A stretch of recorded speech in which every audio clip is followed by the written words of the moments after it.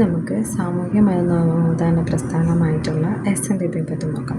SNDP Sreenarayana ഗുരു ധർമ്മ പരിപാലന യോഗം സ്ഥാപിതമായിട്ടുള്ള വർഷം 1903 മെയ് 15-നാണ്. 1978 ഇടവ 2-ന്. SNDPയുടെ ആസ്ഥാനം എന്ന് പറയുന്നത് കൊല്ലമാണ്. SNDPയുടെ മുൻഗാമിയായിട്ട് അറിയപ്പെടുന്ന സംഘടന വാവോട്ട് യോഗമാണ്. SNDPയുടെ രൂപീകരണത്തിന് കാരണമായിട്ടുള്ള യോഗമാണ് അരുവിപ്പുറം ക്ഷേത്രയോഗം. അരുവിപ്പുറം ക്ഷേത്രയോഗം രൂപീകരിച്ച വർഷം 1898-നാണ്.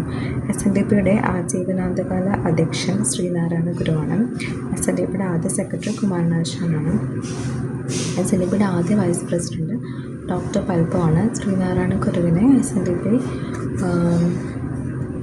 സ്ഥാപിക്കാൻ പ്രേരിപ്പിച്ച വ്യക്തിയും ഡോക്ടർ പൽപാണ്. SNDPയുടെ മുഖപത്രമാണ് വിവേകോദയം. വിവേകോദയത്തിൻ്റെ ആദ്യ പത്രാധിപർ M. ഗോവിന്ദനാണ്. SNDPയുടെ ഇപ്പോഴത്തെ മുഖപത്രമാണ് യോഗനാഥം. ശ്രീനാരായണ ഗുരുവിൻ്റെ സാമൂഹിക പരിഷ്കരണ സന്ദേശം ബഹുജനങ്ങൾക്കിടയിൽ പ്രചരിപ്പിക്കാൻ SNDP യോഗത്തോടൊപ്പം സേവനമനുഷ്ഠിച്ച പത്രങ്ങളാണ് സുജനനന്ദിനിയും കേരള കൗമുദിയും.